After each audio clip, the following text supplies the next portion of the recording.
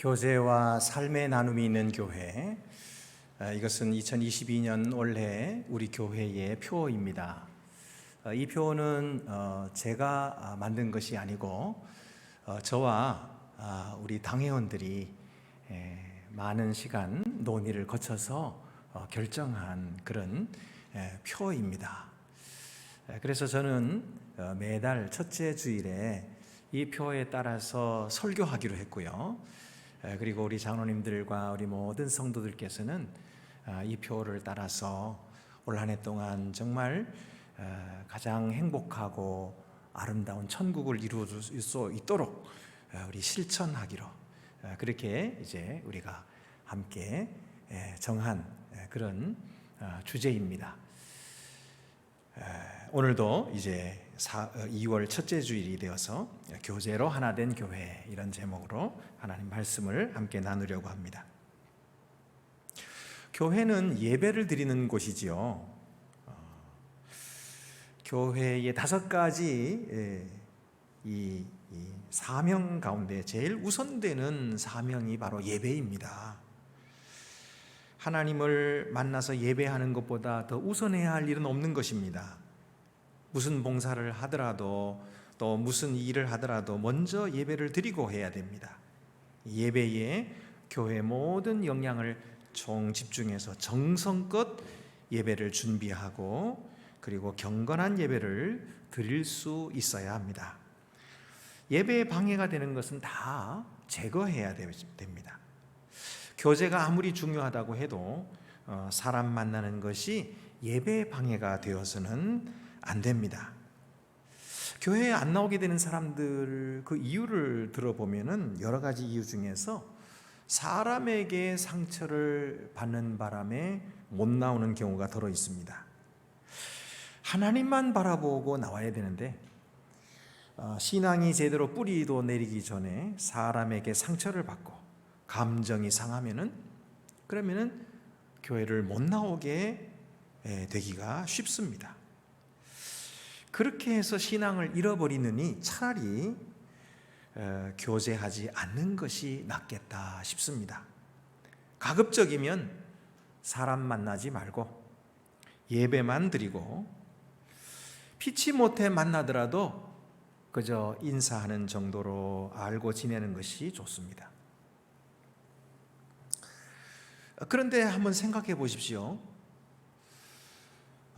교제가 정말 신앙생활에 방해가 될까요? 교제 없이도 신앙생활을 할 수 있을까요? 성도들과의 만남을 자제하고 멀리하면은 본인의 신앙을 지킬 것 같은데 사실은 그렇지가 못합니다. 교회가 냉랭하게 느껴지고 교회가 쌀쌀하게 느껴집니다. 정이 안 가는 이유는 아는 사람이 없기 때문에 그래요. 그리고 관계가 없기 때문에 그렇습니다. 물론 교인들이 그를 멀리한 탓도 있겠지만은 본인 자신이 힘쓰지 않으면 관계는 성장하지 않습니다. 마침내 외로워지고 날 알아주지 않는다고 서운하고 야속하기까지 합니다. 그러다가 다른 교회에서 아주 친절하게 자기를 잘 따뜻하게 맞이해주면 그 교회로 옮겨버리게 되는 것이죠. 자칫 잘못하면 일반 교회보다도 더 끈끈한 관계를 맺는 신천지나 이단에 빠질 수도 있습니다. 결국 교인들의 관계를 멀리 하자니 쓸쓸하고 고독하고 그렇다고 가까이 하자니 또 상처를 받을 것 같아서 두렵습니다. 어떻게 하면 좋을까요? 오늘 우리가 읽은 이 본문은 본래 교회의 모습이 어떠했는지를 말해줍니다. 그리고 성도들은 어떻게 살았는지를 보여줍니다. 그들의 삶의 모습은 오늘 우리 교회들이 되찾아야 할 신앙적 삶의 스타일입니다. 초대교회는 한마디로 성도의 교제로 이루어진 사랑의 공동체였습니다. 그러면 그들이 서로 교제한 이유가 무엇이었을까요?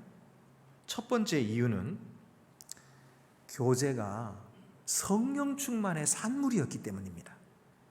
우리가 잘 아는 것처럼 예수께서 승천하시기 전에 제자들에게 너희가 성령을 기다리라, 내가 너희에게 보내주리라 하셔서 그들이 모여 기도할 때 성령이 임하시고 그들이 입에서 방언이 터져 나오고 이 모습을 각 나라에서 온 사람들이 보고서 신기하게 여길 때에 베드로가 그들에게 설교했죠. 그 설교를 듣고 하루에 3,000명이 회개하고 예수를 믿는 기적이 일어났습니다. 그래서 교회가 시작된 거예요. 그런데 이 교회는 공동체의 특징이 있어요. 이 교회의 특징 4가지가 오늘 우리가 읽은 사도행전 2장 42절에 나오는데요. 첫째는 그들이 사도의 가르침에 헌신했다는 것입니다. 42절에 그들이 사도의 가르침을 받아.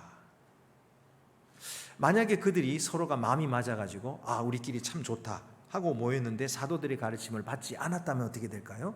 그것은 교회가 될 수 없었을 것입니다. 아무리 똑똑한 사람들이 모였다 할지라도 사도들의 가르침을 받지 않으면 교회가 못 됩니다. 그러나 반대로 아무리 못 배우고 모자란 사람들이 모인다 할지라도 사도들의 가르침을 받으면 그 모임은 교회가 됩니다. 사도들이 뭘 가르치는 것입니까? 사도들은 예수 그리스도의 가르침을 가르칩니다. 예수 그리스도께서 이 땅에서 무슨 행적을 하셨고 어떤 말씀을 전했는지와 부활하시고 40일 동안 사도들을 만나서 말씀하셨던 이 모든 것들을 가르쳤던 거예요. 근데 이 가르침을 받았다라고 했는데 그들이 받았다고 하는 것은 무슨 뜻이냐면 그냥 들었다는 얘기가 아니고 그 말씀에 순종하고 그 말씀에 자기 자신을 헌신했다는 뜻이에요. 이것이 가르침을 받았다는 뜻이에요. 그래서 그들은 이 사도들의 가르침에 헌신해서 그들의 삶을 드렸다는 것입니다. 두 번째는 교제하며, 서로 교제하며. 그런데 여기 교제라는 말은 우리가 잘 아는 헬라어 코이노니아입니다. 이 코이노니아는 무슨 뜻이냐 하면 participation, 동참한다 그런 뜻이고요. 또 sharing, 나눈다 그런 뜻입니다. 그러니까 이 서로 교제한다고 하는 것은 단순히 그냥 서로 만나서 대화하는 것뿐만 아니라 필요한 물건을 나누는 거예요. 그 모임에 함께 참여하고 동참하는 거예요. 자, 그렇게 되니까 성령이 기적같이 그들에게 임하여서 낙심에 빠졌던 제자들이 갑자기 확신과 능력을 얻고서는 복음을 전파하고 공동체를 이루어서 예배를 할 뿐만 아니라 예배 후에는 돌아가지 않는 거예요. 예배 후에는 모여가지고 끼리끼리 모여서 하나님의 말씀을 서로 나누고 믿음을 북돋아주는 이 모임이 시작된 것입니다. 그래서 그들이 교제했다, 이렇게 성경이 적고 있는 것입니다. 세 번째는 떡을 떼었다. 여기 떡을 뗀다는 말은 성찬식을 했다는 것도 포함되고요, 성찬식뿐만 아니라 애찬식도 있었어요. 이것은 많은 떡과 음료를 함께 나누는 거예요. 먹고 마시는 거죠. 이것도 역시 떡을 떼는 거예요. 떡을 떼는 것도 역시 그들이 교제하는 거예요. 네 번째로는 기도했다. 근데 오로지 기도에 힘썼다 그랬어요. 가정집에서도 기도하고 성전에 모여서도 기도하고 그들은 이 기도를 통해서 서로가 만나고 서로가 교제한 것입니다. 그러니까 이 사도들의 가르침을 받고 교제하고 떡을 떼고 기도하는 이 4가지 모두가 다 혼자 할 수 있는 일이 아닙니다. 물론 기도도 혼자 할 수 있지요. 묵상도 혼자 할 수 있고 책 읽는 것도 혼자 할 수 있겠지만은 오늘 성경이 말씀하는 건 이 혼자 했다는 것이 아니고 이것을 함께 했다는 거예요. 같이 모여서 했다는 것입니다. 그렇게 증언하고 있어요. 관계 속에서 이루어진 일들입니다. 그러니까 성령이 그들에게 임하자 그들은 따로 있지 않았어요. 그들은 교제를 시작한 것입니다. 왜냐하면 성령이 하나거든요. 그리고 성령은 서로 교통하시거든요. 그러니까 이 형제가 받은 성령이나 이 자매가 받은 성령이 같은 성령이니까 그들이 서로 교제할 때 기쁨이 있었던 거예요. 그래서 성경은 계속해서 말씀합니다. 성령이 하나 되게 하신 것을 힘써 지키라. 어디에 나옵니까? 에베소서 4장 3절 말씀. 평안에 매는 줄로 성령이 하나 되게 하신 것을 힘써 지키라. 성령이 임하면요, 하나 되게 하세요. 왜냐하면 성령은 하나님의 영이시거든요. 그들은 모두 같은 하나님을 섬기고 있는 거예요. 그러니까 서로 통하는 거예요. 내가 믿는 하나님이 내가 믿는 하나님이에요. 그래서 우리가 형제구나, 형제여 자매여 하고 부르면서 그들은 마음이 하나가 되고 뜻이 하나가 되어서 함께 힘을 모아서 주님의 일을 해나가는 큰 기쁨을 누렸던 것이죠. 두 번째는요, 이 교제는 구원의 은혜에 대한 성도의 자발적인 응답이었기 때문이에요.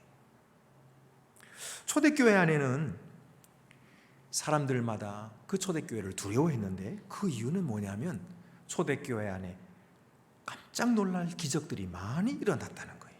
오늘 성경에 보면은 2장 43절에 사람마다 두려워하는데 사도들로 말미암아 기사와 표적이 많이 나타나니, 하나님께서 은혜를 많이 부어주셨어요. 그래서 기적들이 많이 나타나니까 성도들이 그 많은 은혜를 받고서 가만히 있지 않았어요. 그래서 하나님의 주시는 그 은혜에 대해서 응답을 하기 시작했는데, 그 응답은 무엇이냐면 자발적으로 서로를 뜨겁게 사랑하는 것이었어요. 우리를 구원하신 하나님 너무 감사해요. 그 하나님을 더 사랑하고 싶어졌어요. 근데 눈에 보이지 않는 하나님을 사랑할 수 없으니까 하나님이 보내주신 형제를 사랑하고 하나님이 만나게 해주신 자매를 사랑하기 시작한 거예요. 그래서 그들 사이에 그 사랑은 하나님의 사랑이에요. 하나님의 사랑이 그 사랑 속에 가득했던 것입니다. 그들은 자발적으로 핍절한 형제들을 돕기 시작했어요. 먹지 못하는 사람, 가지지 못한 사람, 옷 입지 못한 헐벗은 사람들을 도와주기 시작했어요. 이것을 누가 시킨 것이 아니에요. 자기들 마음속에 사랑이 솟아나니까, 절철 흘러 넘치니까 자기가 가지고 있는 것을 자기만 쓸 수가 없었어요. 그래서 나누어 주기 시작했어요. 이것이 44절 45절 말씀입니다. 믿는 사람이 다 함께 있어 모든 물건을 서로 통용하고 또 재산과 소유를 팔아 각 사람의 필요를 따라 나누어 주었다. 여러분, 이 일을 누가 시켰습니까? 시킨 사람은 아무도 없어요. 성령의 감동을 받고 하나님의 그 사랑에 감동받은 사람들이 절로 그 마음속에 흘러넘치는 그 사랑 때문에 주체할 수 없어서 나누어 주기 시작한 거예요. 그것을 받은 사람이 또 감동받아가지고 또 다른 사람이 나눠주고, 이것이 초대교회예요. 초대교회. 이를 보고 어떤 사람들은 사유재산을 갖지 않고 공동생활하는 것이 사람들의 가장 이상적인 생활이다, 이렇게 주장하는 사람들이 있습니다. 그래서 부자의 것을 가져다가 가난한 자들에게 나누어 주어서 공평한 사회를 만들어야 한다고 주장합니다. 공산주의 사상도 성경에서 힌트를 얻었다고 합니다. 하지만 그들의 주장은 분명히 아닙니다. 왜냐하면 첫째는 그들이 지금 말씀드린 것처럼 주는 것이 자발적이었다는 거예요. 정부가 강요한 것이 아닙니다. 두 번째는 그렇게 나누어 주고도 여전히 그들은 사유재산을 가지고 있었습니다. 그 후에도 계속 보면은 자기들의 집을 내놓고 사람들이 와서 들어와서 거기서 함께 예배하고, 그리고 거기서 모임을 갖고 기도회를 갖도록 제공한 것이거든요. 그러니까 여전히 자기 집이 있는 거예요. 또 세 번째로는 베드로도 아나니아와 삽비라를 보고서는 자기 재산을 팔아서 바치는 것이 의무가 아니라고 다시 말합니다. 그러니까 이 공산주의의 이론과 아주 대조적으로 사유재산의 폐지에 대해서 성경이 명령하거나 또는 그것을 은근히 이렇게 암시하고 있는 그런 구절이 전혀 없어요. 그것이 아닙니다. 그들은 개인의 것은 개인의 것이에요. 그런데 그 개인의 것을 내 것이다 주장하는 것이 아니라 그것을 내놓고 함께 쓰기 시작했다는 거죠. 다른 사람도 내 것을 쓸 수 있도록 허락했다는 거예요. 다른 쓰는 사람도 역시 그것이 그 사람 것인 줄 알지만 그가 주는 그것을 고맙게 여기고 썼다는 거예요. 이것이 사랑이에요. 그러므로 기독교에서 말하는 나눔의 삶이란 어디까지나 강제가 아닌 자발적인 행동이며 의무가 아닌 사랑에 기초하고 더 나아가 재물보다 하나님을 의지함으로 너그러이 재물을 베풀어주는 이 관용에 기초한 공동체인 것입니다.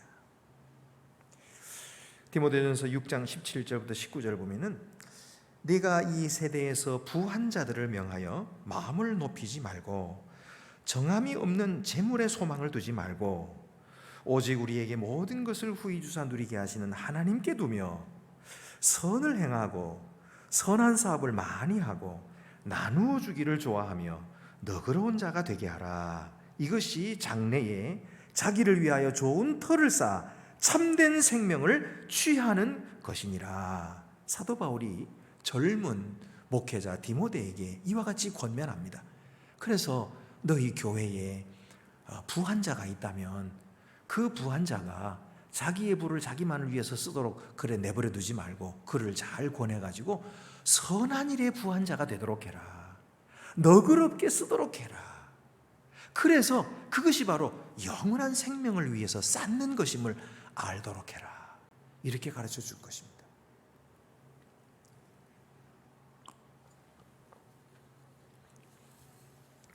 그래서 초대 그리스도인들 사이에는 이런 관대함이 있었던 것입니다. 46절 말씀에 오늘 말씀 보면은 날마다 마음을 같이하여 성전에 모이기를 힘쓰고 집에서 떡을 떼며 기쁨과 순전한 마음으로 음식을 먹고. 이 음식을 먹는다는 게 참 중요합니다, 여러분.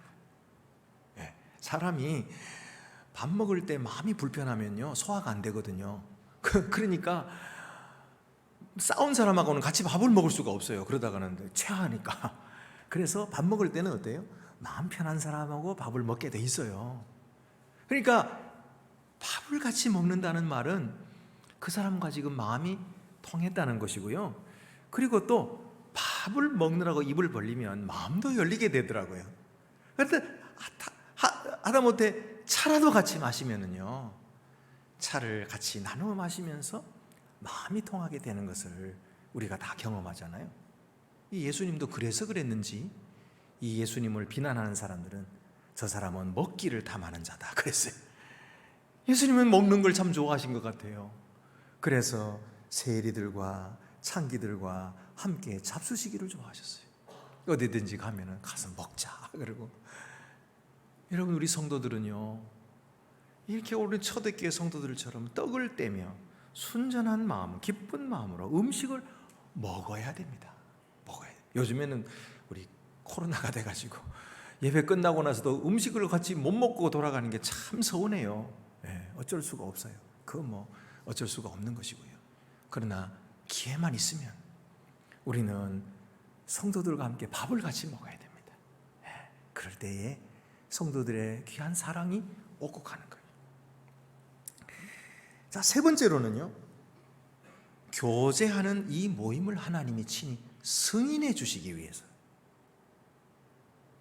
그렇기 때문에 그들은 서로 교제한 거예요. 진정한 부흥의 특징 중 하나는 예배에 더 많은 시간을 보내고 싶은 욕구가 생긴다는 것입니다. 여러분, 우리나라도 1907년에 평양에 대부흥운동이 일어나가지고 그 부흥운동 때문에 온 전국이 아주 뜨겁게 신앙이 불타올랐던 그런 적이 있죠. 그때에 이 주기철 목사님 말씀을 선포할 때에 그 말씀을 듣고 사람들이 가슴을 짚고 회개하기 시작했어요. 그리고 혼자서 회개한 것이 아니라 벌떡 일어서 가지고 나는 이런 음행한 일을 했습니다. 그러고 부끄러운 자기의 죄를 막 고백하기 시작했어요. 남의 돈을 빌려가지고 안 갚는 거, 그런 거 내가 그렇게 이제까지 해서 그런 짓을 했다고 고백하고 이제는 그렇게 하지 않겠다고 결단하는 그런 말을 하기 시작하니까 이곳저곳에서 사람들이 일어나서 회개 운동이 벌어졌어요. 이 회개 때문에 부흥이 벌어졌거든요. 근데 부흥하게 되면은 사람들이 다 어떻게 되냐면요, 예배 시간을 기다리는 거예요. 예배가 드리고 싶은 거예요. 그래서 예배 시간 전에 벌써 1시간 전부터 와가지고 찬송하면서 기다리는 거예요. 예배 시간이 너무 좋으니까. 기다리는 거예요. 그리고 예배 끝나거나 돌아가질 않아요. 그리고 또 성도들끼리 만나가지고 오늘 들은 말씀을 서로 나누고 어려운 일을 위해서 함께 손 붙잡고 기도해주고 그리고 서로를 격려하는데 이것이 얼마나 아름다운 모임이었는지 세상 사람들이 그걸 보고 다 교회에 오는 거예요. 나도 함께 하고 싶다. 여러분, 오늘 이 성경에도 보면은 그들이 하나님을 찬미하고 예배했는데 이 은혜로운 예배와 나누는 삶을 사람들이 칭송했어요. 그리고 하나님께서는 어떻게 했냐면 그 신앙 공동체에 사람들을 계속 보내주셨다는 거예요. 오늘 성경 보면은 주께서 구원받는 사람을 날마다 더하게 하시니라. 이것이 뭡니까? 하나님이 그 모임을 승인하시는 표예요. 하나님이 인정하시는 거예요. 여러분, 사람의 마음은 쉽게 바뀌지 않죠. 뭐 행동이야 뭐 억지로 고칠 수는 있지만은 다시 또 돌아가는 이유는 마음이 안 바뀌기 때문입니다. 이 마음은 하나님만이 바꿔주시는 거예요. 특별히 예수 믿는 마음, 이 믿음은요 아무에게나 주는 것이 아니에요. 우리 요한복음에도 보면은 아버지께서 이끌지 아니하시면 아무도 내게로 올 수 없다 이렇게 말씀하시고, 예수님이 그러니까 교회에 오는 그 자체가 바로 하나님이 그를 이끌어 주시는 것인데, 하나님이 구원받을 사람들을 어디에다 이끌어줘요? 교제하는 공동체에 이끌어 줬다는 거예요. 이 말은 하나님께서 교제하는 그 공동체를 승인하셨다는 거예요. 하나님이 값지게 여기시는 이 구원받을 영혼을 그들에게 부탁하는 거죠. 그들에게 맡기는 거죠. 그래서 말씀을 듣게 하고, 그래서 신앙이 자라나게 하고, 그 교제 속에서 하나님의 사랑을 깨닫게 하고, 그리고 귀한 일꾼들이 배출되도록 하나님이 그 공동체를 승인하시는 것이 바로 많은 믿는 사람들을 더하여 주시는 거예요. 여러분, 오늘도 우리들이 폐쇄된 모임이 아니라 문이 열려서 새로운 사람들이 들어오는 것을 환영하고 기뻐하고 그들을 사랑으로 영접하는, 이것이 참된 교회입니다. 성령이 임하기 전에는 제자들도 그러지 않았거든요. 제자들도 문을 걸어 잠그고 아무도 못 들어와, 우리끼리만 그러고 숨어 있었거든요. 우리끼리는 안전하고 우리끼리는 좋으니까. 그런데 이 끼리끼리 했던 것이 성령이 임했으니까 그냥 터져버렸어요. 그래서 문을 활짝 열고 누구든지 들어오라, 다 오라. 그래서 3,000명이 회개하고 돌아와. 그래서 하나님의 교회를 이루어갑니다. 여러분, 교회의 특징은 하나님께서 믿지 않는 사람들을 보내주시는 거예요. 하나님께서 승인하시는 거예요.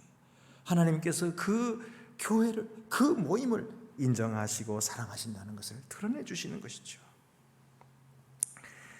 성도들은 이 구원받은 기쁨으로 하나님께 응답하는 아름다운 모임을 만드는데, 어쩌다가 우연히 이것이 된 것이 아니에요. 이것은 이미 오래전에 하나님이 계획하신 일이었습니다. 주의 영을 내리실 때에 이런 일이 벌어질 것이라고 주님께서 약속하셨거든요. 에스겔서 36장 26절에 또 새 영을 너희 속에 두고 새 마음을 너희에게 주되 너희 육신에서 굳은 마음을 제거하고 부드러운 마음을 줄 것이며, 이미 에스겔을 통해서 예언의 말씀을 주셨어요. 영이, 하나님의 영이 임하면 그들에게 딱딱하게 굳었던 마음, 이 딱딱하게 굳은 마음으로는 걱정하고 염려하고 믿지 아니하고 이거밖에 없어요. 그러나 주님의 영에 감동이 되니까 스르르 풀려가지고, 그래서 웃고 즐거워하고 믿으니까, 하나님 믿으니까 걱정이 사라지고, 그리고 서로 의지하고 사랑으로 나누기 시작하는 거죠. 부드러운 마음을 줄 것이다. 이것이 바로 하나님이 만들어주시는 그런 공동체였습니다. 할렐루야. 예수께서 제자들을 떠나서 하늘로 가시기 전에 작별 강화를 하셨어요. 이것이 이제 요한복음 13장부터 나오는데요. 그 말씀 중에서 예수님 하신 말씀이, 장차 나를 따른다고 하는 제자들이 많이 생길 거야. 그런데 그들이 나를 주님이라 그러고 따르고 내가 예수의 제자다 그렇게 말하겠지만 진짜 예수님의 제자인지 아닌지를 구별해야 된다. 진짜가 아닐 수도 있다는 거예요. 근데 그걸 어떻게 구별하느냐? 오늘 성경 말씀에 이렇게 말씀하셨어요. 새 계명을 너희에게 주노니 서로 사랑하라. 내가 너희를 사랑한 것 같이 너희도 서로 사랑하라. 너희가 서로 사랑하면 이로써 모든 사람이 너희가 내 제자인 줄 알리라. 그 제자됨의 표지는 무엇이냐면 서로 사랑해요. 서로 사랑하면 내 제자고 서로 사랑하지 않으면 내 제자가 아니라는 거예요. 그래서 너희가 그걸로 구분하라. 참 내 제자는 서로 사랑하게 될 거야. 여러분, 만약 우리가 아무리 거룩한 예배를 하나님께 드린다고 해도 우리가 서로를 사랑하지 않고 못 본 척 지나친다면 그들은 진정한 그리스도의 제자라 할 수 없을 것입니다. 그러나 만약 우리가 비록 배운 것이 없고 가진 것이 없고 사회적인 지위가 없을지라도 서로 사랑한다면 우리는 진정한 그리스도의 제자입니다. 여러분, 이 말씀에 비추어 보면 오늘 우리 교회 성도들은 예수의 제자입니까? 아닙니까? 예수의 제자가 되고 싶습니까? 되고 싶지 않습니까? 이게 너무 어리석은 질문이죠. 계신 분이 왜 예수의 제자가 되지 않으려 하겠어요? 다 예수님의 제자가 되기를 원하지요. 그렇다면 우리가 할 일은 분명해졌어요. 서로 사랑하는 것입니다. 물론 어려워요. 앞으로 제가 이 부분에 대해서 사람과 사람 사이에 생길 갈등을 어떻게 할 것인가에 대해서 앞으로 계속해서 설교해 나가겠습니다만은 어쨌든 우리의 마음속에는 사랑이 필요해요. 이 사랑하는 것이 우리가 예수의 제자임을 드러내는 것입니다. 그러므로 우리가 함께 모여서 예배할 때에 서로의 사랑, 이것을 함께 나누는, 함께 먹고 서로 받아주고 새로운 사람을 환영하고 영접하고 우리 중에 한 사람으로 끼워주고 그리고 예수의 사랑을 나누는 이 모임이 우리 교회 더욱더 많이 이루어질 수 있게 되기를 바랍니다. 기도드리시겠습니다. 은혜로우신 하나님 아버지, 오늘도 저희들을 함께 주 앞에 모아주셨습니다. 그리고 예배하게 하셨습니다.